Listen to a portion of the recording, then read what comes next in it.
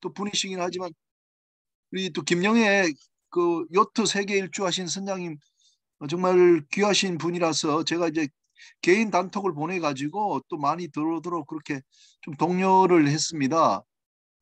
그래서 오늘 한 150명 정도 들어올 걸로 예상이 되고요. 일단은 이렇게 하겠습니다. 오늘 그 우리 좌장이신 정필수 박사님이 또 두 강의에 대한 뭐 축하의 말씀을 좀 하시고 그다음에 오늘 좀 새로 들으신 분 몇 분 계셔갖고 좀 소개하고 김영애 선장님 그 강의를 듣도록 그렇게 하겠습니다. 부탁드리겠습니다, 박사님. 예, 안녕하세요.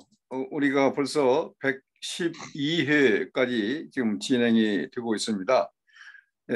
무서운 한파가 몰아쳐가지고 다들 마음도 몸도 움츠러들고 있는데 역시 우리 바다에 향한 우리의 열정은 하나도 변함없이 꿋꿋하게 잘 나아가고 있어서 정말 마음이 흐뭇하게 짝이 없습니다. 더군다나 오늘 말씀을 해주실 김영애 선장님, 세계 요트 일주 경험담, 그리고 아까 제목을 잠깐 봤습니다마는 정말 좋은 이야기를 묶어 놓았어요.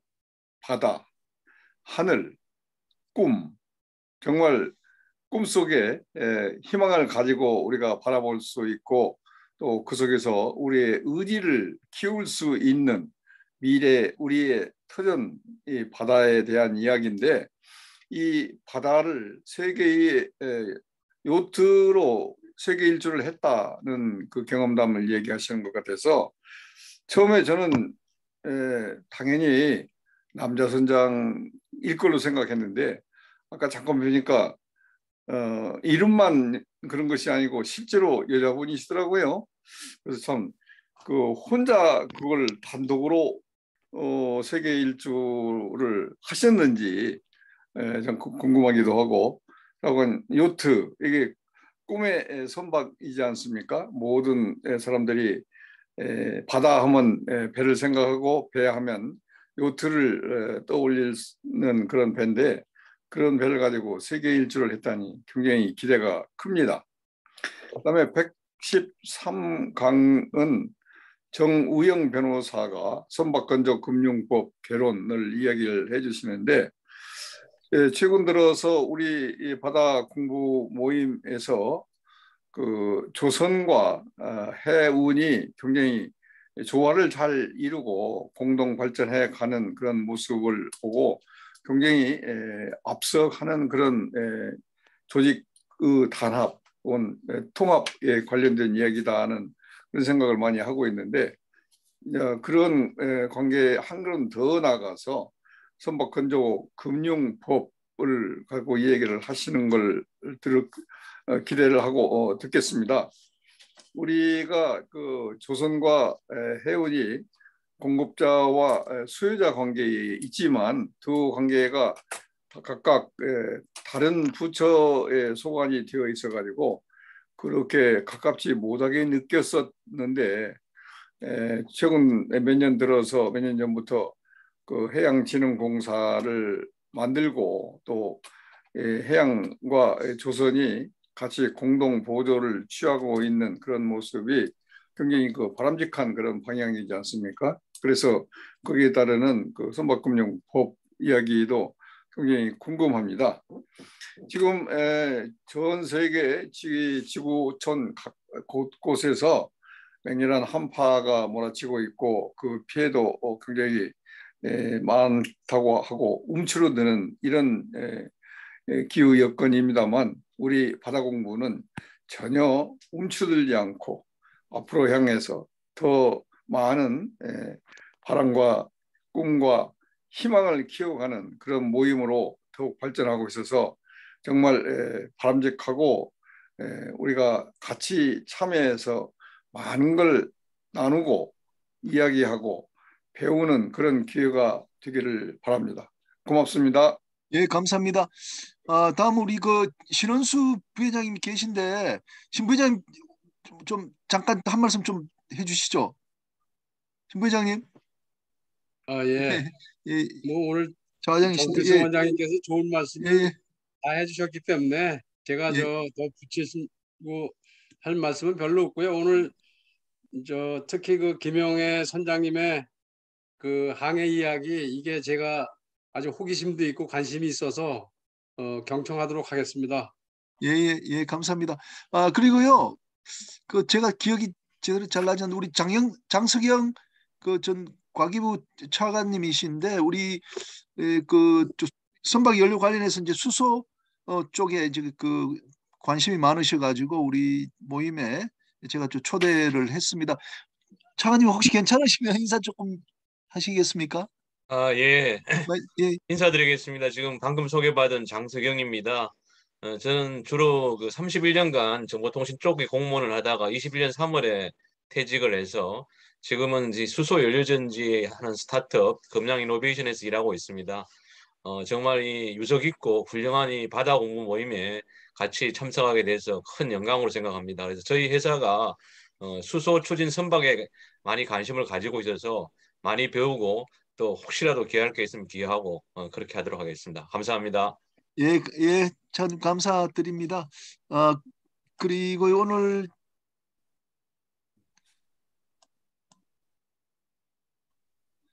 예, 궁인창 대표님, 궁 대표님 계시나요? 우리 그 범선 동호인 하시는데 궁인창 교수님도 계시고 또 도경식 우리 이제 과장님 해양수산부 연안 과장님이신데 들어와 계십니다. 나중에 뭐 토론할 때 기회가 되면 한번 그 기회를 좀 드리도록 말씀하실 기회를 한번 드리도록 하겠습니다. 지금 시간이 됐기 때문에 그러면 우리가 그 김영애 선장님 그 강의를 이렇게 한번 듣도록 하겠습니다.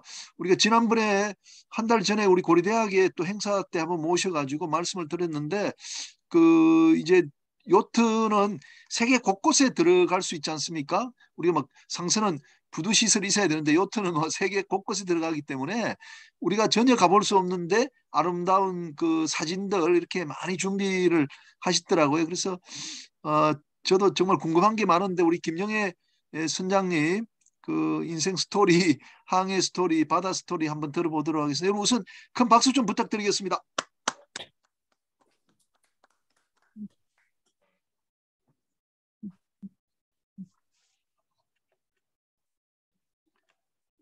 예, 선생님 화면 공유해 주시기 바랍니다.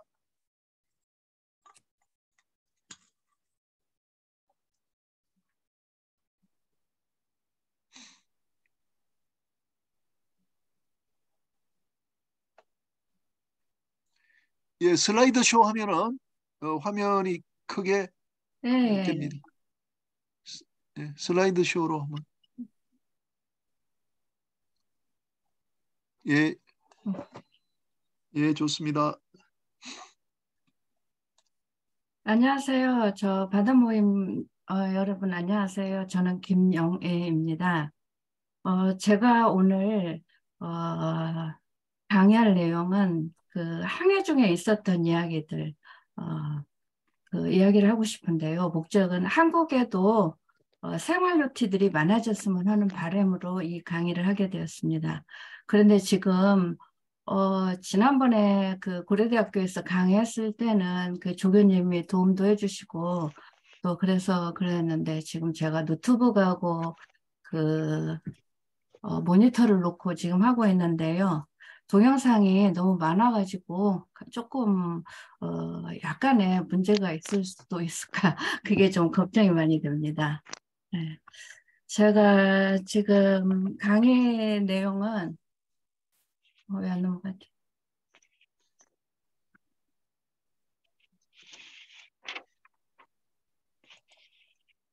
어, 이제는 육지를 떠날 때하고 무인도에 있었던 일, 그리고 무풍, 그리고 코린토스 운하, 파나마 운하 건넜었던 일, 항해 중에 음식을 만들어 먹었었던 일, 이렇게 이런 내용으로 해서 강의를 하고 제일 감명 깊었었던 것은 ARC 대상 횡단 랠리 대회를 참가했던 것이 제일 인상 깊었고 즐거웠었습니다. 지구의 표면은 71%가 바다라고 들었습니다. 근데 저희가 지금 살고 있는 육지에는 한 15%나 살까요? 나머지는 임야고요. 그래서 왜 우리는 육지에서만 사냐? 이제는 바다에서도 살 수 있지 않냐? 그 생활 요티라는 것은 항해를 하면서 세계 각국 떠다니는 집을 말합니다. 지난 코로나 시절에 보면은 요즘에 인터넷이나 유성 전화가 가능해서 바다 한가운데서도 생활할 수 있고, 또 하나는 탐험을 하면서 수중세계 무인도, 또 아이들은 현장학습 및 각국 어학연수, 기항에서는 육지 관광 등을 하면서 살 수 있다고 봅니다. 또한 저희 아이들도 지금 집값들 때문에 젊은 청년들이 힘들어 하는데요. 내 집 마련할 필요도 없고, 또 직장 구하기 그런 것들도 이중고도 없고요. 또한 퇴직자들은 요즘 제주 한 달 살기가 아니라 떠다니는 집에서 1년 평생 살기를 하면 어쩌겠나 그런 생각을 했고요. 2018년도하고 19년도에 모로코 모하메드야 마리나와 타히티 파페테 마리나에서 만났던 사람들은 코로나 중에도 지금 계속 항해를 하고 있고, 현재 뉴질랜드와 남아공 해변에 있습니다. 이분들은 제가 페이스북으로 가끔 연락을 주고받기 때문에 지금 어디에 있는지 위치를 알고 있고요. 사실 모든 사람들이 요트가 마지막 레저 스포츠라고들 말을 하는데요. 저는 그게 아니고 젊었을 때부터 체계적으로 하고 나서 마지막 집합소가 요트라고 저는 생각합니다. 예를 들어서 암벽을 하면 마스트를 꼭대기까지 올라갈 수도 있고, 스킨스쿠버로 바닷속을 들어갈 수도 있고, 그런 모든 것들을 저는 이제 사진도 하고 그 영상도 그 다큐 취미로 찍어서 그런 걸 하고 있거든요. 그런 복합 그 레저 스포츠가 저는 요트라고 생각을 하고, 한국에도 저는 요트 학교가 지금 일본하고 한국만 면허 제도인데 있었으면, 학교가 좀 생겼으면 해양대 그런 바람입니다. 제가 이제 그 2011년도에 롱비치에서 요트 구이브 하와이, 사이판, 오키나와, 제주 이렇게 온 그런 것들 이제 항해했던 이야기들이고요.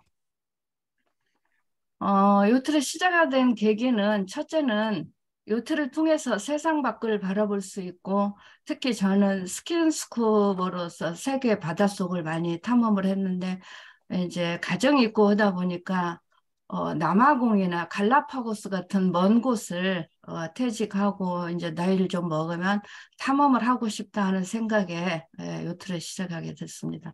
요트 시작한 지는 한 12, 13년 됐습니다. 또한 이번 강의를 제가 용기를 내서 시작을 한 거는, 저는 사실 대인 기피증이 있어서 사람들 앞에 나서는 걸 좀 두려워하거든요. 근데 이제 김인영 교수님께서 많이 용기도 주시고, 또 제가 이제 그 유럽에서 특히 지중해에서 그 대항항해를 하면서 느낀 점은, 한국의 퇴직자들도 베이비 부모들이 너무 힘들게 살고, 이제 나란 이름을 갖고 제2의 인생을 살았으면 하는 생각하고, 왜 학교 교육을, 왜 아이들을 왜 그 단답식으로 계속 그런 교육만 시키냐. 그 아이들의 행복 지수를 그리고 학교 교육도 이제는 바뀔 때가 됐다. 유럽 아이들처럼 뭐 꼭 그게 정답은 아니지만은 그 항해를 하면서 어학연수도 하고, 또 거기에 있는 문화도 체험하고 하면서 공부를 했으면 하는 생각을 하였습니다. 아이들은 요트에서 태어난 아이들도 봤고, 부모와 함께 홈스테이를 하는 아이들도 봤고, 정박지에서 그 VHF 채널 제가 만난 애들은 8번을 펴놓고 자기네들끼리 약속을 해서 생일 파티도 오고 수영 현장 학습, 또 정박지 국가에서는 문화원에 등록 후 그 나라 풍습, 문화, 어학을 배운답니다. 아이들한테 이제 물어봤더니요. 그리고 또 그 아이들은 한국에서 생활하는 것보다 저도 어렸을 때 초등학교 운동장을 보면은 그때는 굉장히 운동장이 컸는데 요즘에 한 번씩 가서 보면은 부잣집 그 마당 정도밖에 안 되잖아요. 그러듯이 이런 아이들에게도 무궁무진하게 그런 예를 들어서 그 한국 아이들이 속초 강원도 여행은 4시간에 가도 예를 들어서 일본이나 대만 같은 데는 굉장히 멀게 느끼잖아요. 2시간 거리밖에 안 되는데도요. 그래서 그런 아이들한테 좀 희망을 주고 또 저는 두 아이들을 레저 스포츠를 통해서 길렀더니 많은 효과를 봐서 저는 이쪽을 많이 추천을 하는 겁니다.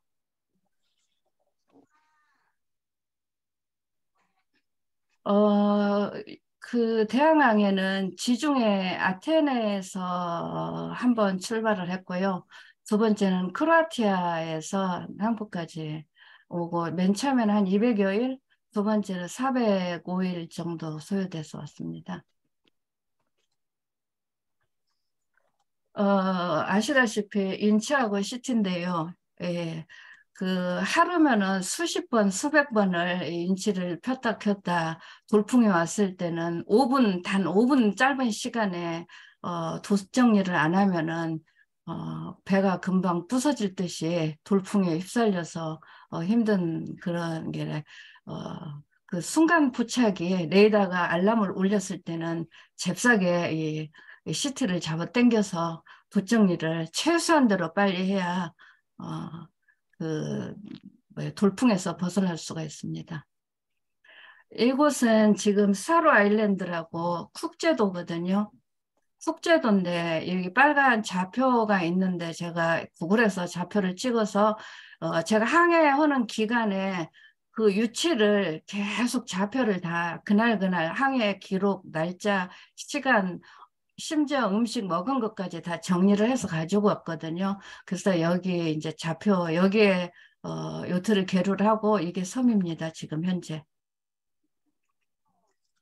이곳은 천적이 없기도 하고 그 폴리네시아나 그 속제도 같은 그런 데는 상어를 신성시하고 또 여기는 또 누가 무인도다 보니까 그 상어를 잡아서 식용으로 쓸 사람이 없으니까요. 상어들이 사람들을 이렇게 따라다니기도 하고요. 예, 이렇게 예, 상어가 한 20여 마리가 강아지들처럼 따라다닙니다. 수영 그 다이빙을 하면서 보면은 사람들이 상어가 사람을 해친다고 생각을 하는데요.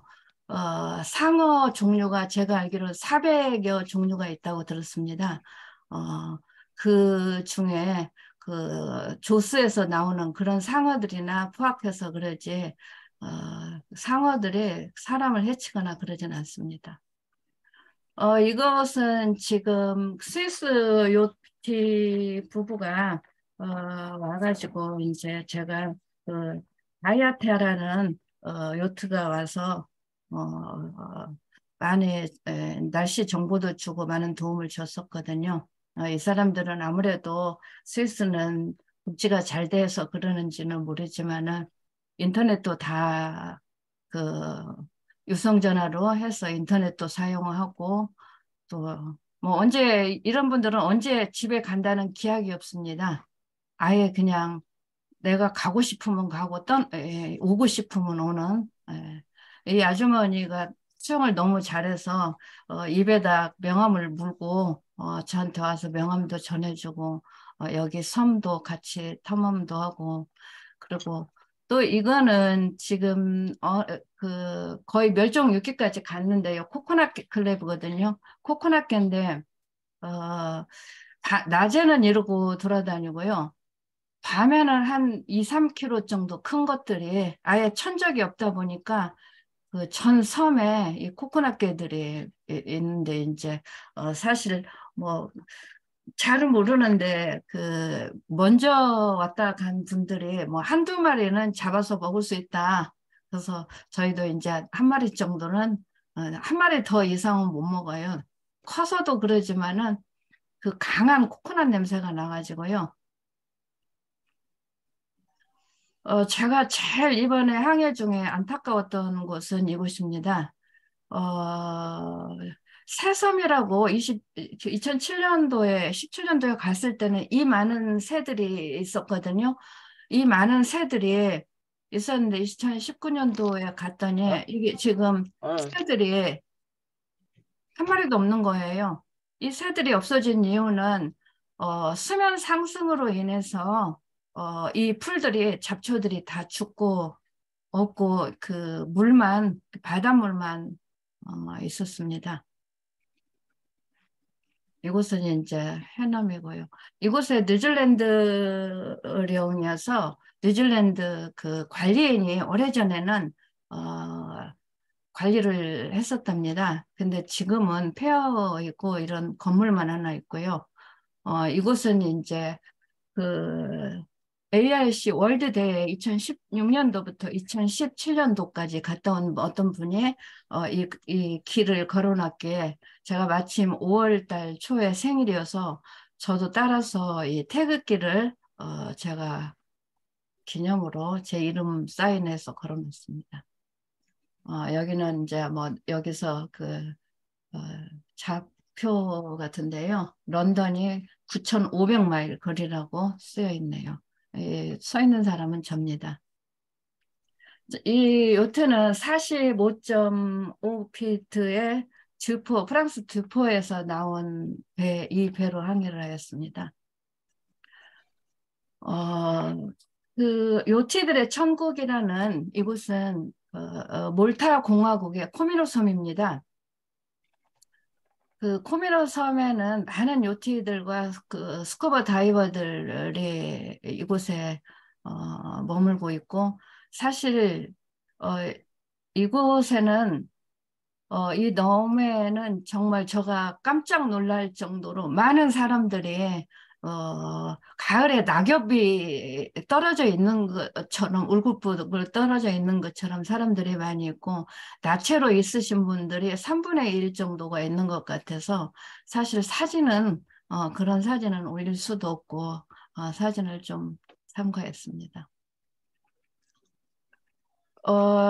그 지구온난화로 40년 후면 영원히 사라진다는 어제인가 그제 TV에서도 그것이 나오더라고요.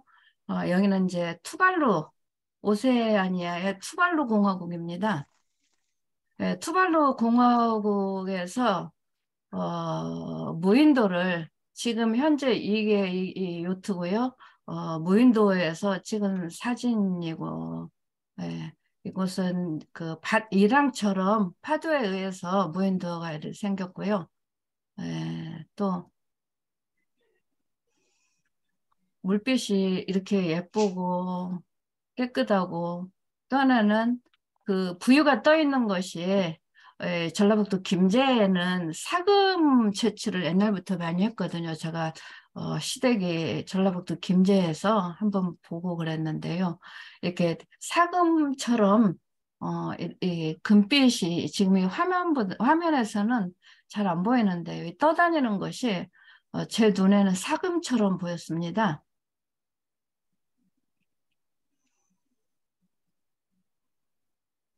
이곳은 파나마의 산브라스 제도입니다. 산브라스 제도는 지금 섬이 365개, 365일처럼 365개가 있다고 들었습니다. 이곳에 지금 미국인 아주머니들인데요.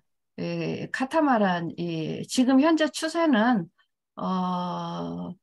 대양항에 하시는 분들이 좀 연세 있으신 분들은 카타마란을 많이 선호하고 또 경제적으로 좀 여유가 있어야겠죠. 아이들 데리고 다니는 분들은 거의 카타마란이 한 3분의 1까지 트리마란도 많이 가지고 다니고요. 예, 이런 배들은 지금 현재 모노홀이고요. 이 사람들도 언제 집에 갈지도 모르고 예, 이제 뭐 마음 내키면 가겠죠. 아침 운동으로 수영을 이게 스틱 가지고 하고 지금 현재 서 있는 데는 무인도 해변이거든요. 여기에서 이제 걷기도 하고 예.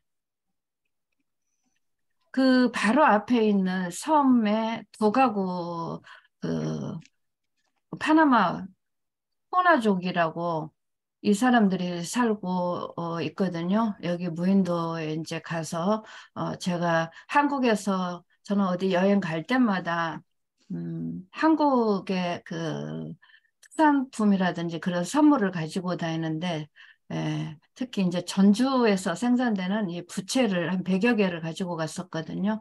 그래서 이 부채를 나눠드렸더니 이분이 네가 준 부채보다 내가 우리 빗자루가 더 훨씬 낫다. 이 사람들 집이거든요. 집 아니거든요. 이거 지금 모닥불을 부채처럼 붙이기도 하고 그 바닥을 쓸기도 하면서 이게 너무 좋다. 더 그런 얘기를 해주시는 분이고 이분은 이제 그 옆집 아주머니인데요. 그 자수를 그 파나마의 쿠나족의 그 특산품인 그 몰라라는 그 자수 이름이 몰라랍니다. 몰라라는 자수를 놓고 있고 제가 얼굴이 너무 새카맣게 탔다고 저 토종 뭐 저가 무슨 나무 열매 뭔 분인지는 모르지만은 빨간 분을 제 얼굴에 발라주고 있는 것입니다. 이렇게 소라들이 이곳에는 너무 많아서 한국 사람들은 이제 대체적으로 저를 비롯해서 이런 걸 좋아하지만은 여기 요티들도 이런 거를 거의 안 먹는 것 같아요. 이제 자수를 저를 가르쳐 주시고 이렇게 이제 관광객들 상대로 아까 그 부채질은 아주머니 가족이거든요. 이렇게 그 자수를 팔고 있습니다.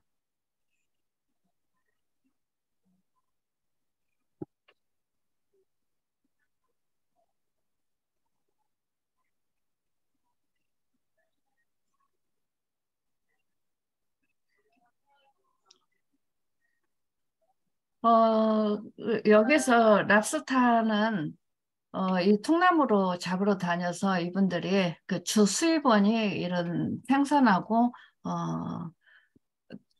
자수인데 이 양동이 한 양동이에 50불 정도 합니다. 이분들은 아까 그 저에게 그 볼렌지 발라주신 두 분인데요. 너무 뭐 저에게 잘 해주시고 그러셔서 제가 배로 초대를 해서 식사 대접을 하였습니다. 식사 대접을 하면서 있더니 이분들이 저에게 이제 선물로 가지고 온 그런 것들입니다. 제가 그 항해 중에 제일 아름답고 제일 멋있었고 저만의 특권이라고 생각한다면은 무풍입니다. 어디가 하늘인지 바다인지 이렇게 맑은 바다를 본 적이 있는 사람들은 요티 아니고는 없다고 생각을 합니다.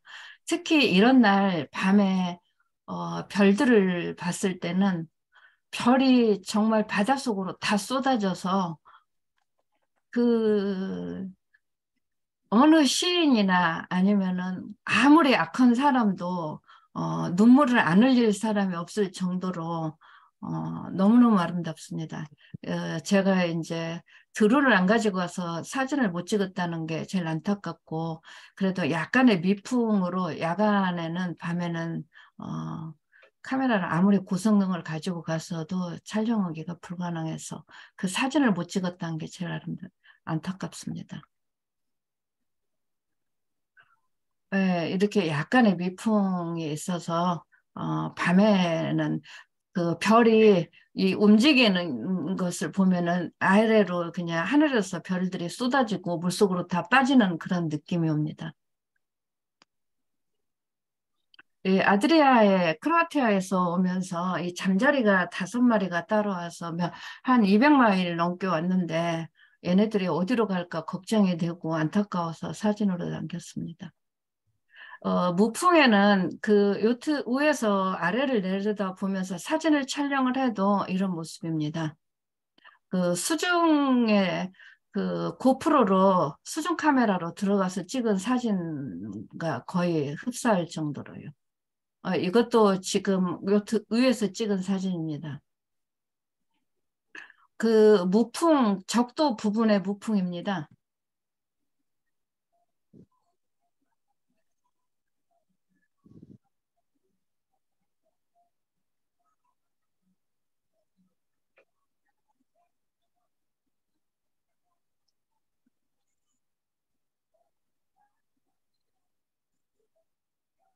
무풍이 심하고 바람이 없는 날은 스피네커를 핍니다. 스피네커로 최대한의 바람을 붙잡으려고 이렇게 키는데 이런 날 갑자기 돌풍이 오면은 메인세일과 스피네커를 동시에 접으면서 속된 말로 난리 법석을 칩니다. 이 지금 영상은 어안렌즈로 그러니까 일반 카메라로 찍으려면은 바다 물속으로 빠졌으면 찍힐까 못 찍고 이거는 지금 어안으로 찍어서 둥그렇게 찍힌 겁니다. 대서양의 물빛입니다. 세상에서 제일 아름다운 물빛은 대서양 물빛이라고 생각합니다. 바다 물빛이 예쁜 데는요. 이곳은 그 폴리네시아 보라보라 섬에 보라보라 섬은 다 모링이거든요. 그 모래 앙카 해놓고 있으면서 해넘이 사진입니다.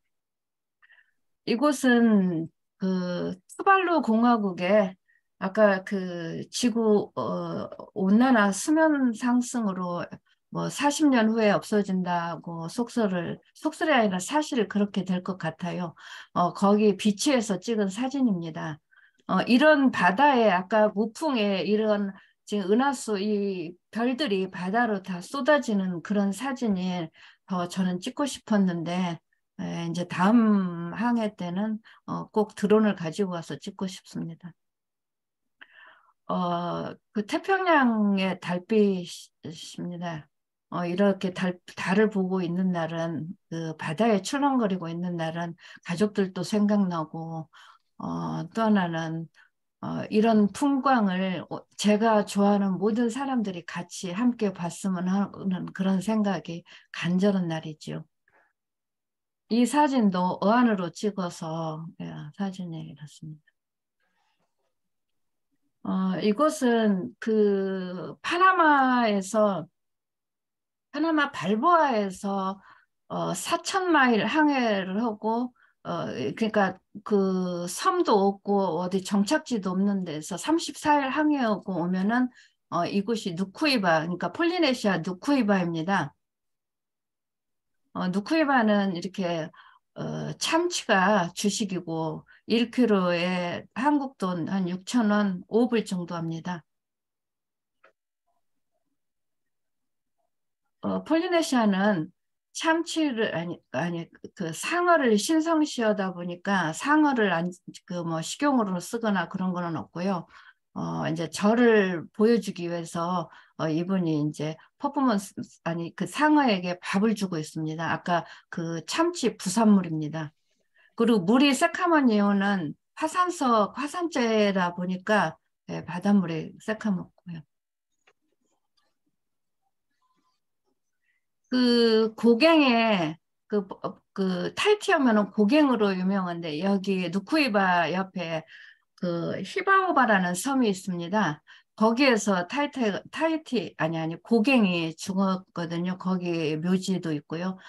그 고갱의 그 그림에서 보면은 안장 없이 말 타는 사람들 그 명화에도 있거든요. 이곳 사람들은 어린 아이들도 강아지처럼 말을 가지고 다니면서 안장 없이 말을 탑니다. 그 누쿠이바 하면은 식인종의 마을이라고 많은 사람들이 그러고 인터넷 누쿠이바 치면은 딱 첫 단어가 독일인 관광객 식용으로 뭐 먹었다 그런 식으로 나오거든요. 지금도 예를 들어서 지금 당장에 치도요. 근데 이 티키라고 그 폴리네시아의 그 수호신입니다. 근데 얼굴이 특히 이쪽 그 티키들은 얼굴이 그 메뚜기처럼 그런 얼굴이어서 외계인이라는 속설도 있답니다. 저가 이제 그 택시 기사님하고 옛날 있었던 티키들을 찾아서 옛날 그 부족들이 이쪽 그 부족들이 산 언덕에서 살아서 거의 다 산 언덕에 이게 집터거든요. 소신들을 우리 장승들처럼 세워놨거든요. 이게 이제 옛날 그 식인종들 사람들 살았고 사실 그 택시 기사님한테 물어봤더니 카톨릭이 들어오기 전에는 어린 아이들하고 외부인들을 식용으로 먹었답니다. 이분은 이제 타투하신 분인데 길 가다가 제가 카메라를 가지고 가니까 사진을 찍어달라고 해서 찍어주신 분이고요. 이곳 원주민들은 한 달에 한 2번 정도 그 크루즈선이 들어옵니다. 그때마다 이런 퍼포먼스를 하고 춤을 추고 그 관광객들을 위해서 지금 준비하고 있는 것입니다. 이분은 이제 벨기에 요트인데 강아지 한 마리를 데리고 지금 항해 중이고 이제 대서양 아니 이쪽 그 저기 파나마에서 건너와서 이제 타이티 쪽으로 가시려고 지금 준비를 하고 있으신 분입니다.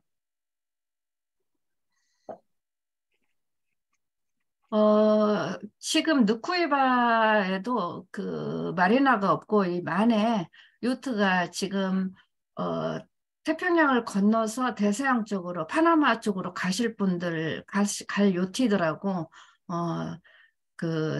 저처럼 파나마에서 건너서 타이티 쪽으로 가려고 넘어온 요트들이 여기서 이제 휴식을 취하고 있으면서 한 50여 척이 있습니다. 근데 폴리네시아에는 이제 저 생각인데 너무 많은 그 퇴직자들이나 이제 또 연세 있으신 분들이 많이 들어서 안 나가서 그러는지 어쩐지는 모르지만 입항할 때 여행자 보험하고 그 나간다는 항공권하고 2,000불을 그 채권 3가지 중에 한 가지를 가 없으면은 입국 신고를 안 해줍니다. 이곳은 지금 그 폴리네시아 파카라바라고 여기에서 진주가 제일 많이 나는 그리고 상어 다이빙을 많이 하는 제가 페이스북에 그 지인들도 그 이탈리아 사람들을 보면은 요즘 여기에서 상어 다이빙을 많이 하더라고요. 그 스쿠버 다이빙을 얘기하는 겁니다. 이것도 지금 빨간 이 좌표가 이게 그거 배를 정복했던 곳입니다. 물빛이 이렇게 아름답고 막 살을 애는 듯한 그런 통증이 올 정도로 햇빛이 강합니다. 그래서 이제 그 흑진주가 예쁘게 그렇게 색깔이 예쁜 것 같고요. 이 배는 지금 관광하는 대형 범선입니다. 크루즈들도 한 일주일에 2~3척은 들어오는 것 같고요. 이곳은 그 타이티 바로 앞에 모레아 섬이라고 하트처럼 생긴 섬인데 모레아라는 뜻은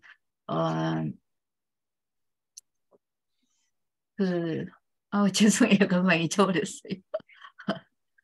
노란 도마뱀이라는 뜻이랍니다. 그 폴리네시아 하면은 방가로 그 리조트들이 유명하죠. 이렇게 생겼고요. 이 지금 하얀 선 너면은 그 환초가 지금 그 환초를 부딪히는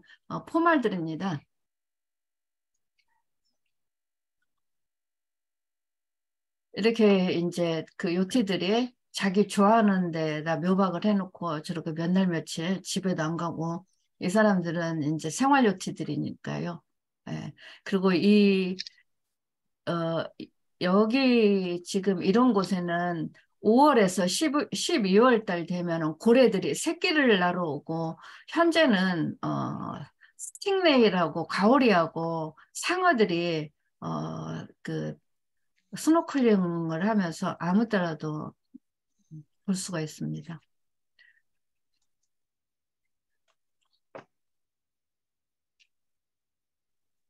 이곳은 이제 그 모레아의 힐튼 호텔이고요. 좀 빨리 좀 다음 사람 때문에 하려고 합니다. 예, 택시 기사님, 예, 참치를 많이 잡아서 진열해 놓고 있는 길가에 있는 사람이고요. 예, 모래아 물빛, 바다 물빛은 이렇게 아름답습니다. 이렇게 묘박해 놓고 여기도 이렇게 바다 가오리나 상어들이 다 육안으로 볼 수가 있고요. 이거 제가 이제 이 모레아의 섬에 여기 묘박을 하고 있던 곳이고 사실 이쪽에 마리나가 있습니다. 있지만은 그 누구도 장기간 정박을 사람 아니고는 마리나를 사용을 하지 않습니다.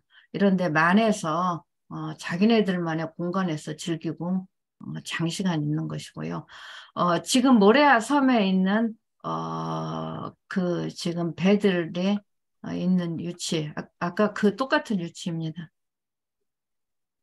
이곳은 이제 그 한국의 신혼여행객들도 많이 가는 보라보라 섬 좌표고요. 이거는 이제 타이티고요. 타이티의 그 정박지입니다. 이곳에 그 정박을 했어도 사실 이 배들은 별로 없고 이렇게 크루즈선들만 있고 없잖아요. 아까 그런 곳에 다 정박을 하고 맨 처음에는 왜 배가 없지 하고 했었거든요. 근데 이 사람들은 다 그런 곳에 있고 이제 기름이나 식수 같은 거 조달할 때만 이쪽으로 들어오고 없습니다.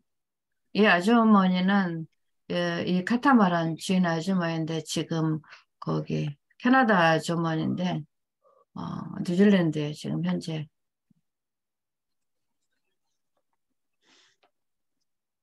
타이티의 사람들, 무예들. 예.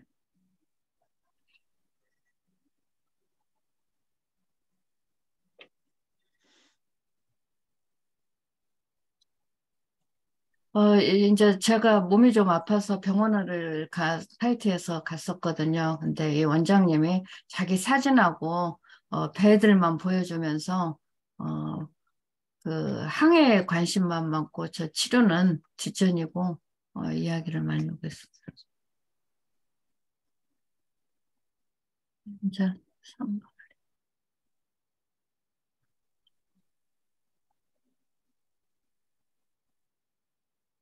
시간이 너무 많이 걸릴까 봐서 걱정이네.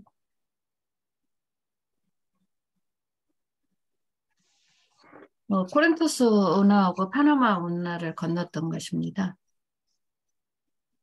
좀 시간이 많이 걸릴 것 같아서요. 좀 예, 선장님 속도를 좀 좀 시간 더 사용하셔도 됩니다. 너무 재밌어서 예, 더 듣고 싶어 하시는 것 같습니다. 예, 예, 예. 아니 저는 다음 분 때문에 죄송해서요.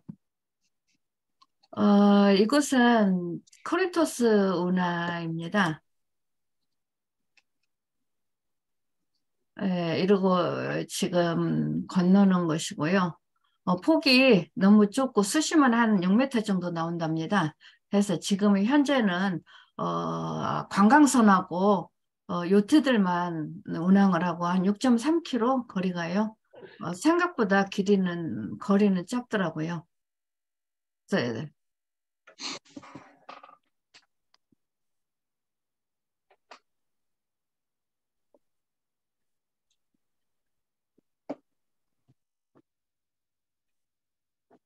그래서 다음은 이제 파나마 운하입니다. 파나마 운하는 대서양을 건너서 콜롬비아에서 아까 산브라스에서 좀 놀다가 여기 콜론에 셀터베이라는 마리나가 있거든요. 이 마리나에서 대충 이제 준비를 하고 이렇게 해서 여기가 제가 알기로는 47마일이라고 들었습니다. 47마일인데 1박 2일을 건넙니다. 1박 2일에서 건너서 여기 나오면은 바로 발보아예요. 발보아하면서 여기가 이제 태평양이죠. 바로. 이를 이제 에이전시 통해서 에이전시 쓰는데 2,000불 정도 하거든요. 에이전시가 이런 그 게릿줄이라든지 핸들을 다 가지고 와서 이 사람을 통해서 하는데 지난번에는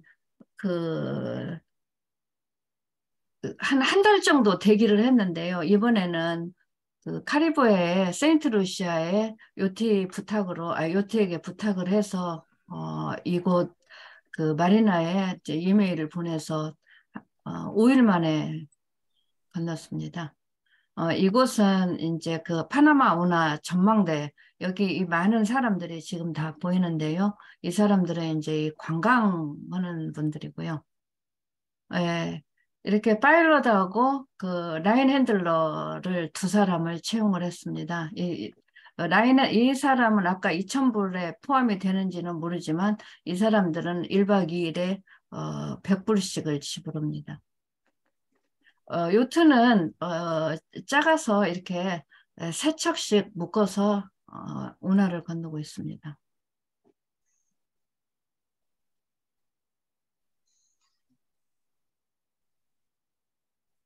이 영상은 2017년도에 제가 파나마 운하 전망대에 올라가서 저도 관광을 하면서 찍은 사진입니다. 이런 이분은 2017년도에 파일럿인데 제가 2019년도에 또 만나서 사진을 좀 찍어달라고 해서 찍어줬습니다.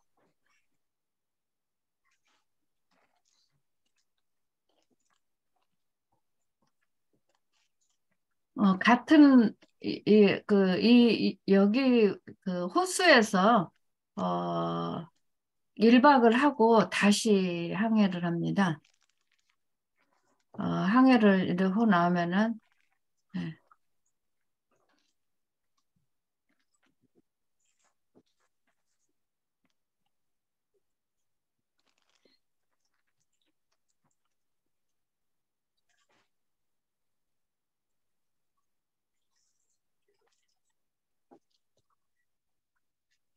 잠깐만 기다려 주세요.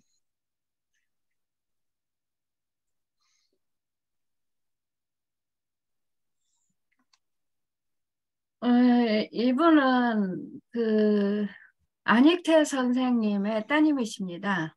제가 마요네르카에 가서 팔마에 가서 대사관 측에 연락을 해서 이제 맨 처음에 갔더니 안 계셔서 대사관 측에 연락을 했더니 연락을 해주셔서 가서 만나 뵙고 안익태 선생님의 이제 있었던 이야기 막내딸이십니다, 이분이. 네.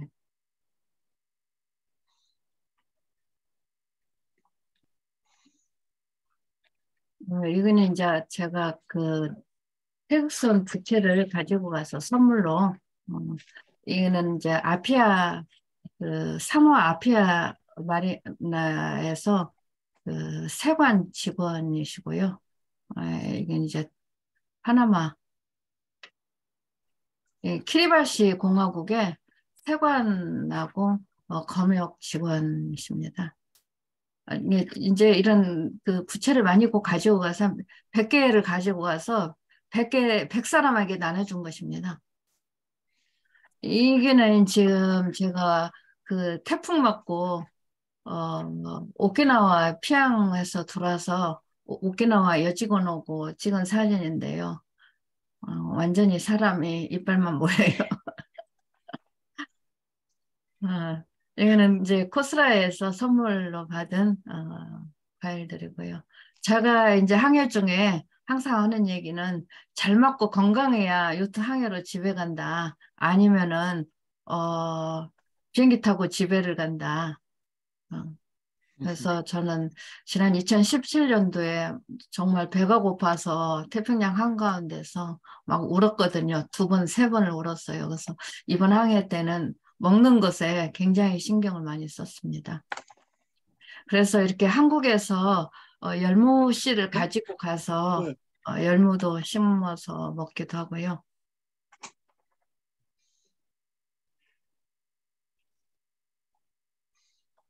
이 화분에 5개에다 이렇게 심어서 한 10일 정도 되면 이 정도 큽니다.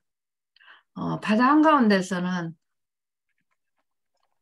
이 열무로 그 삼겹살도 구워서 먹고 정말 유용하게 잘 비빔밥도 해서 먹고요.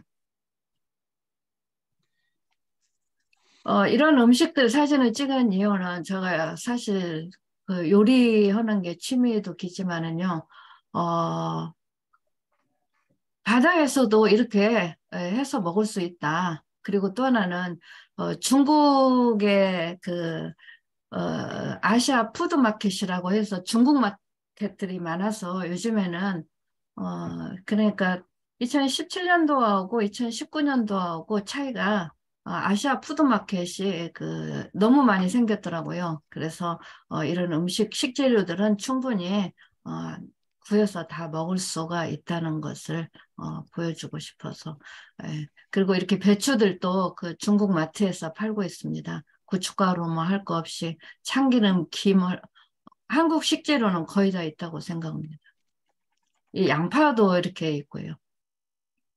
이거는 이제 셀터베이에서 제가 시카고에서 온 요티 요가 아줌마인데 이분도 2017년도에서 만났는데 한 바퀴 돌고 와서 또 만났어요. 그래서 이제 김치 담그는 거 가르쳐 주고 이제 저 요가도 가르쳐 주고 마사지도 허리 아프다고 해주고 이분은 아이가 김치 노래를 부르길래 제가 김치 이렇게 한 봉지를 드렸더니 제가 이제 이 셀트베이 그 레스토랑에서 차 한 잔 마시고 있었더니 이제 애들이 그 만든 티백 차를 가지고 와서 한국말로 고맙습니다 하면서 주는 거고요. 이 아이들은 가족과 함께 그 갈라파고스에 현장학습 가는 아이들이고요. 부모들이 맨 처음에 교육을 시키는 것을 뭘 시키냐면요. 마스트 올라가는 거, 그리고 바다에 빠지는 연습을 시킵니다. 아까 말씀드렸듯이 태평양에서 너무 막 배가 고파서 울고 그래서요. 한국의 식재료를 이런 그 나물 종류를 압축해서 가지고 갔었습니다. 이거는 이제 그 코코넛에 한국의 고로쇠 약수물 마시듯이 이게 지금 고로쇠 코코넛을 너무 많이 그 코스라의 섬에서 줘서 이게 이제 그 코코넛 그 여기에서 축출한 물입니다. 이게 2개. 그래서 이제 그 뭐야 오징어고 먹는 것입니다.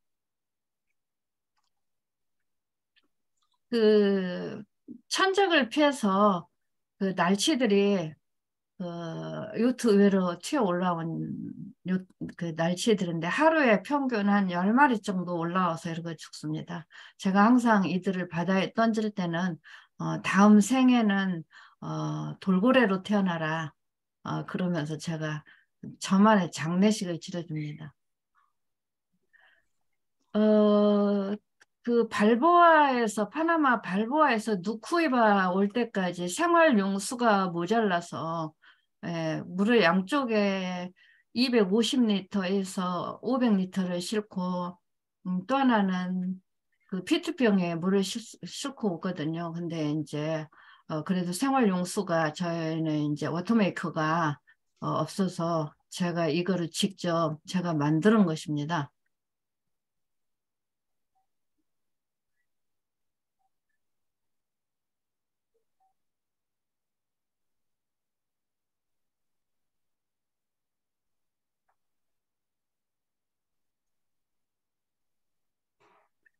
항해 중에 만난 각국 아이들이라고 제가 제목을 지었는데요. 얘는 아이가 3살 네덜란드 아빠와 그 중국 엄마인데요. 이 아이는 3살 먹었는데 대서양 횡단하고 세계 일주 파나마에서 1년 6개월 도는 그 AIC 대회를 그 콜롬비아까지 오는 대회거든요. 그 대회를 참가를 하고, 제가 이메일로 얼마 전에 했더니 이 아이는 이제 유치원에 다닌다고 그러더라고요. 이렇게 아이들이, 예, 마리나에, 이 아이도 지금 할아버지 따라서 다니는 아이고요. 아이들은 이렇게 자유롭게 지네들끼리 아까 VHF 뭐 여기에서 물어보니까 그 얘기를 한 거예요. 8번을 해서 이렇게 모여서 수영도 하고 이렇게 나무도 올라가고 지네들끼리 그러고 놀고 있습니다. 이 아이들은 아까 그 김치 준 아이들 가족이고요. 이분들은 영국 요트인데요. 아이들 셋하고 부부가 다니는 호스라에서 만났던 분들인데요. 요트는 지금 카타마란 65피트인데 안에 내부를 초대해서 갔는데 일반 한국의 그냥 아파트라고 생각을 하면 그 정도 넓이입니다. 이 아이는 이 코코넛을 가지고 공놀이를 하고 놀고 있고요.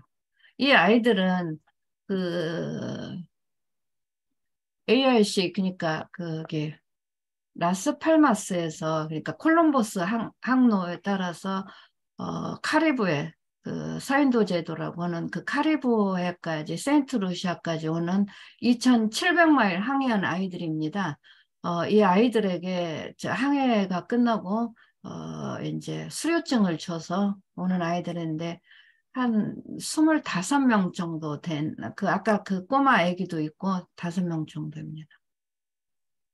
이 아이는 코스라의 아이인데 이 족장 할아버지가 저에게 이름을 지어주라고 해서 지어준 아이입니다.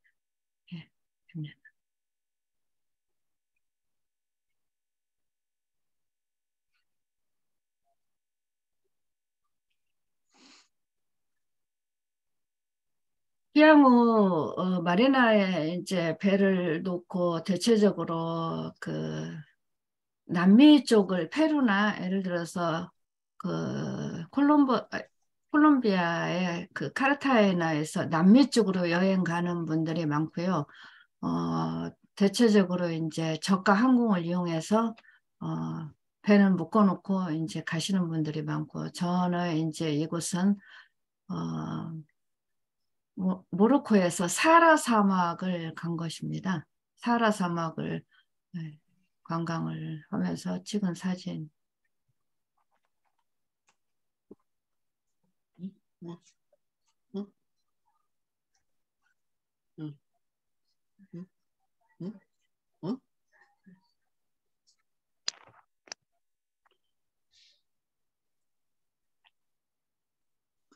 응.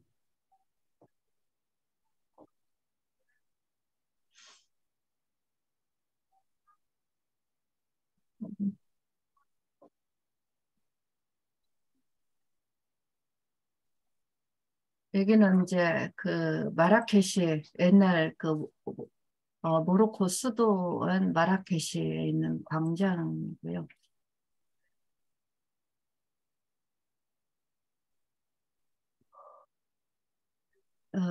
스페인 란사로테 섬에 옛날 포도를 운반했던 낙타들을 요즘에는 관광 낙타를 이용을 하면서 어, 붉은, 아니, 검은 사막에 있는 거고요.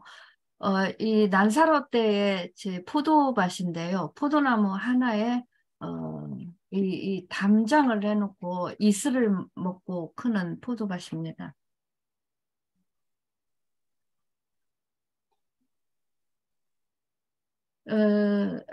이곳은 그 지브롤터입니다. 지브롤터. 영국령 지브롤터요. 이거는 영국령 마리나고요. 이제 지브롤터의 그 돌산에 관광 이 차를 빌려서 타고 이제 올라간 거죠.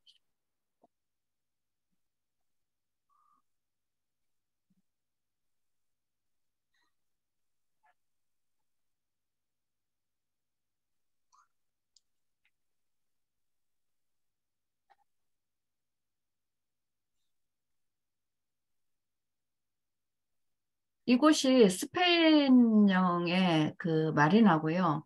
여기에서 5분 거리에 몇 권 들고 이 공항 출입국에 신고를 하고 영국령으로 들어옵니다. 그러니까 이 다리 이 활주 지금 그 활주로거든요. 활주로를 건너면은 스페인령이고 이쪽은 영국령입니다.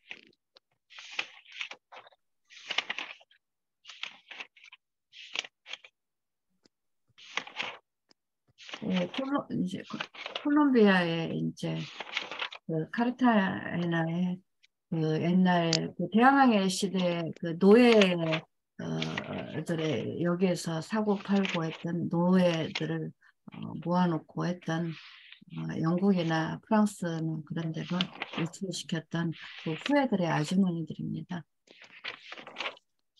여기가 이제 그 카르타헤나 항이거든요. 이곳은 그 키리바시입니다. 한국에 원앙어선 기지가 있고 또 2차 세계대전에 한국 그 징용자들이 1000여 명이 여기 이곳에서 돌아가셨답니다. 키리바시의 호텔입니다.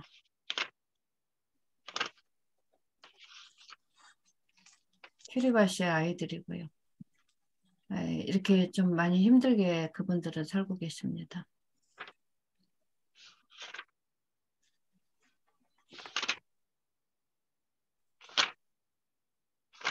이제 뭐 행사를 해서 이곳 사람들이 초대를 해서 그런 거예요. 이곳은 아까 같은 곳입니다. 투발루 공화국이에요.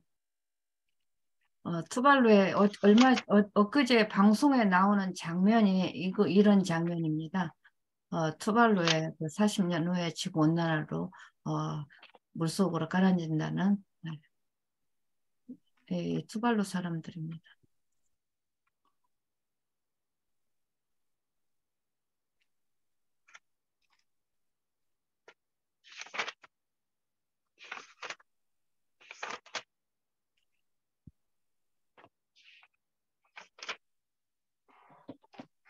이제 마리나들이고요. 이거는 아테네 마리나인데 제가 마스트에 올라가서 그 어안으로 찍은 사진입니다. 이거는 여기에는 조수간만에 차가 없어서 우리는 마리나 옆에 날개가 있는데 이 배들은 다 뒤로 앞과 뒤를 해서 이렇게 쫙 밀어놓은 것처럼 지중해는 이런 식으로 계류를 시킵니다. 이렇게 배가 다닥다닥 붙어 있게요. 조수간만에 차가 없어서 그럽니다.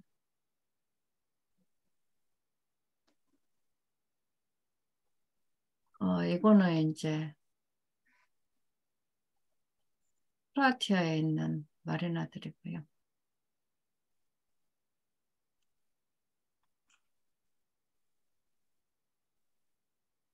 스페인 카르타헤나 마리나입니다.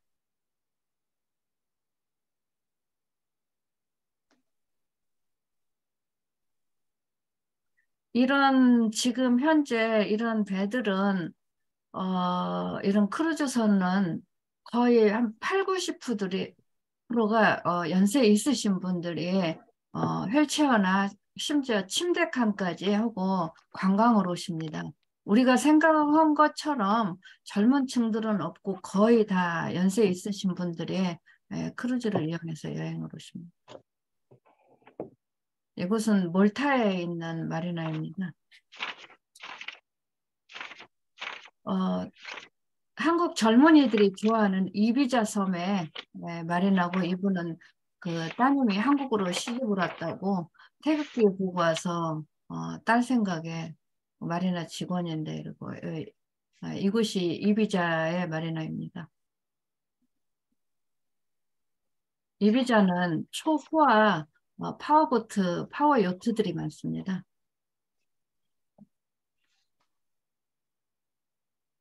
말 그대로 젊은이의 천국이고, 그 코미디언 박수홍 씨가 얘기한 그 클럽에 뭐 10,000명이 춤추고 논다는 데가 이곳입니다. 이곳은 지브롤터, 아까 그 스페인령에 있는 마리나입니다.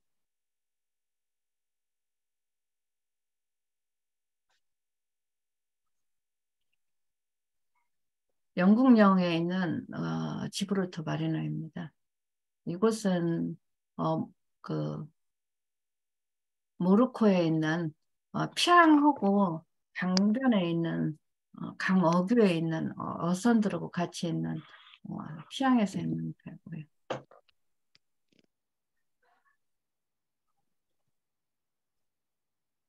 여기서부터는 이제 란사로테가 아니고 여기는 라스팔마스에 그 콜럼버스가 배가 고장나서 정착해서 수리를 했다는 라스팔마스의 마리나고, 한국에 그 어선들이 옛날에 그 지금도 있고 한 300명들이 있더라고요. 어부되신 분들이. 그 박정희 정권 때 가셨던 분들이요. 오공학 아니 그때 가신 분들이요. 가지고 그분들이 지금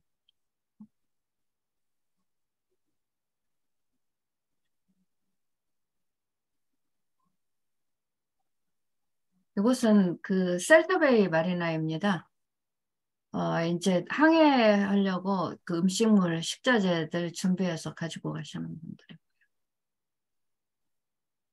이제 그 요티들이 자기네들 표시해 놓은 것이고요. 이곳은 이제 보라보라에 있는, 이거는 그 타이티에 있는 마리나입니다. 폴리네시아예요. 대체적으로 정박료는 한 5만 원 선이고요. 1박에. 그리고 좀 저렴한 데는 3, 4만 원. 제일 비싼 곳이 몰타에서 1박에 한국 돈은 15만 원이 제일 비쌌습니다. 이제 경제적으로 좀 그러면은 뭐 이런 경제적인 게 아니라 좀 장시간 있으신 분들은 비치에 묘박들을 하고 많이 계십니다. 이거는 제가 아까 그 비치에서 투발루 공화국의 후나우티에 있는 해변에서 찍은 사진입니다. 이곳은 그 가까운 오키나와의 기누안 마리나입니다. 2012년도에 갔을 때는 허허벌판이었는데 지금은 너무 많이 발전을 하고 그 배들도 어디 계류할 데도 없고, 네. 그 여기에 있었을 때는 게스트 선석에 일주일 있었습니다. 아예 그냥 선석 배치를 못 받고요. 이거는 지금 그 미국의 LA 롱비치 마리나입니다. 퀸메리오 앞이고요. 이거는 하와이고요. 여기는 이제 프랑스 니스고요. 2개만 남았네.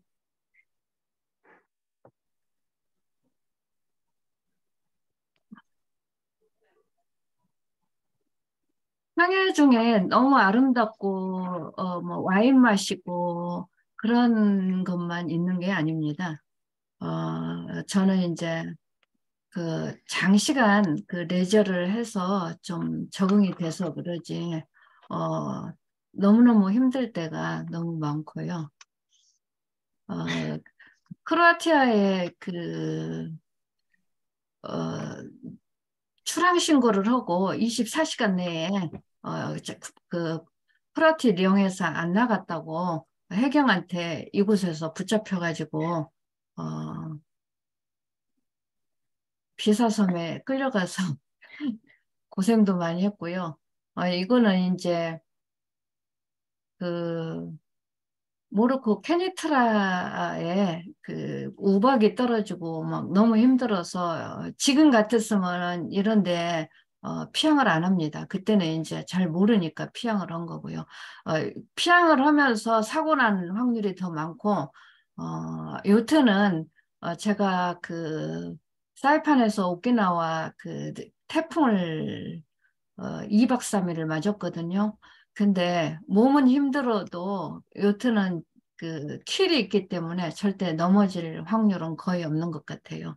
근데 이런데 이제 잘못 들어가면은 부딪히거나 그러면 위험하죠. 이것이 이제 그 케니트라에 있는 그 강 어귀에 피항했던 곳이고요. 조수간만에 차가 심해서 물이 한 5m 정도가 빠지더라고요. 이 배는 여기 있고요. 이 배들이 지금 다 물이 빠져서 다 들어 누워 있는 겁니다. 이제 그 케니트라에서 모하메디아 마리나로 오는데 이제 이분들이 잘 가라고 하는 거고요. 이렇게 방파제 파도가 이렇게 심했었습니다. 여기는 이제 콜롬비아의 오로쇼 우라비아라는 데인데요. 여기도 지금 해경들 도움으로 너무 힘들어서 피항을 온 것입니다. 피항을 오고 나서 아침에 봤더니 이제 이 해경들이거든요. 아침에 봤더니 뭐 그 배들의 무덤이더라고요. 좌초된 배들도 많고 너무너무 힘들게. 그리고 이 사람들은 그 요트하고 보트 구분을 못 해서 그 요트 같은 경우는 최대 수심이 최하로 한 2m에서 3m가 돼야 되는데 보트를 안내하는 식으로 안내를 해서 한번 여기에서 그 얹혔습니다. 그래가지고 이 사람들이 배로 다시 또 빼주고요. 밤에. 대서양 횡단할 때 이 사진이거든요. 근데 이제 너무 파도가 심해서 하네스 착용을 하고 항해를 해도 혹시나 위험 부담이 있어서 이렇게 뭐 보물상집처럼 그 로프로 이렇게 다 사람 빠져나가지 말라고 제가 이렇게 다 해놓은 거고 이런 것들은 다 쓰레기입니다. 바다에 쓰레기를 못 버리니까 이렇게 해서 이제 가지고 다니는 거. 이제 입항해서 이제 버리는 것이죠. 아까 똑같은 이제 그 물바지 만들어서 페트병으로 연결해서 제가 만든 거고요.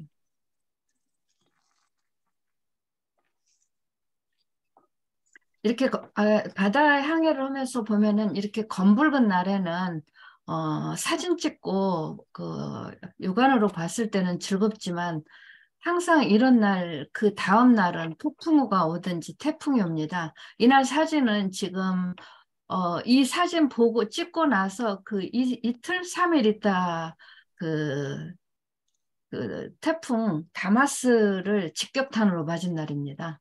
그 오키나와 100마일 전방에서 맞았습니다. 오키나와의 그 해경들이 길 안내를 해주고 뒤에서 따르고 있습니다. 피항을 했거든요.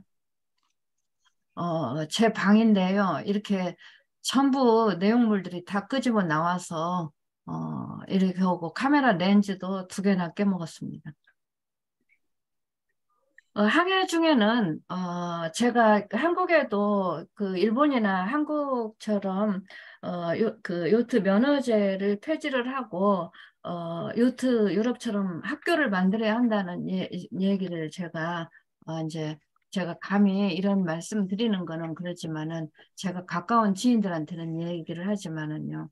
요트 항해라는 거는 자동차처럼 119나 뭐 112나 누구에게 도움을 받을 수 없고 자가 수리 자가 진단, 자가 수리 모든 것들은 그리고 항해 장비는 2세트, 3세트 이상을 가져가야만 하거든요. 예를 들어서 뭐 빌지 펌프에 뭐 문제가 생겼다든지 엔진 트러블이 생겼다든지 뭐 도시 문제가 있다든지 마스트 등이 뭐 전구가 나갔다든지 그러면 그런 모든 문제들을 본인 자기가 다 해결을 해야 되거든요.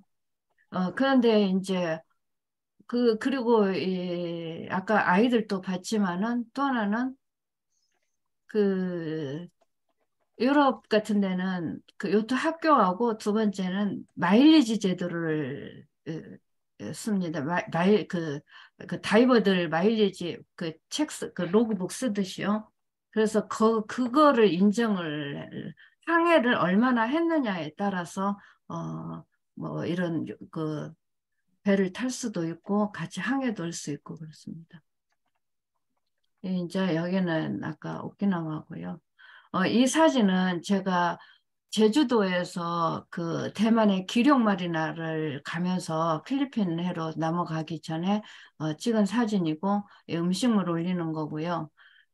중국 어선들이 너무 많아서 항로를 다 뭐 그 무단 침입이고 4박 5일 동안 가면서 카타마란에서 이거 지금 그 프로펠러에서 그 뜯어낸 이게 지금 다 그물입니다. 예, 그리고 중간에 한번 어선들이 도움을 주었길래 제가 음료수 같은 거 줬더니 갈치를 이렇게 던져준 것이고요. 때로는 9명 정도 이렇게 꺼내놓고요. 너무 뭐 힘들고 오키나와에서 제주도 왔을 때는 이어도 부근에서 해경 3,000톤급 해경 우연히 이제 군산 경정되시는데 중간에도 제가 가끔 전화도 요즘에도 드리고 그랬었는데요. 이분 도움으로 이제 퇴직을 하셨지만 서귀포 해경 함대가 이어도 순시 나오셔서 도와주셨고 해경 함대입니다. 그때는 지금은 이런 일이 없을 거예요. 근데 그때는 이제 좀 많이 무서워서 조그만 파도 치고 그때 한 바람이 25에서 한 30노트 정도면은 그렇게 센 바람은 요트로스는 아닌데 그때는 너무 무서워서 도움을 요청을 했었던 거죠. 이제 이 배가 이게 그 제주도의 성산에 오고 있는 사진입니다. 저 또 하나는 이제 왜 제가 요트 학교를 운운하고 얘기를 하냐면은요. 이곳은 지금 LA에 있는 요트 그 전문 수리점이거든요. 이런 식으로 요트를 우리가 그 자동차 수리 맡기듯이 요트를 딱 맡기고 나면 견적을 딱 받아서 뭐 200만 원이네, 500만 원이네, 1000만 원이네, 뭐 1억이네 예를 들어서 그런 견적을 나와서 딱 수리를 하는 그 기관이 한국에는 아직 없습니다.